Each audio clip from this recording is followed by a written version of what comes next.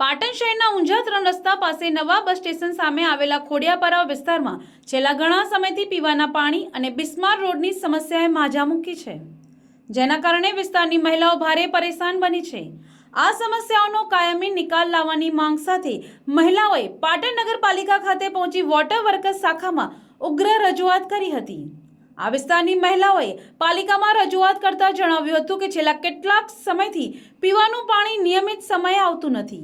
જ્યારે પાણી આવે છે ત્યારે તે અત્યંત દુર્ગંધ મારતું અને ડહોળું હોય છે। આ ઉપરાંત વિસ્તારના આંતરિક રોડની હાલત પણ ખૂબ જ બિસ્માર બની ગઈ છે। પીવાના પાણી જેવી પાયાની સુવિધા ન મળતા મહિલાઓમાં ભારે રોષ જોવા મળ્યો હતો।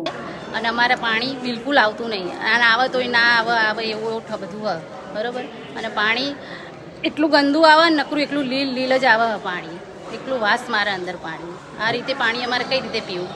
બીમાર પડે તો શું કરવાનું? અમારે બિલકુલ સારું નહીં આવતું। મેં પહેલાં વસાપુરનું પાણી આવતું હતું ને તો એ સારું આવતું હતું, અને આર્યું જે એનું આવે ને બજારનું પાણી તો બિલકુલ સારું નહીં આવતું।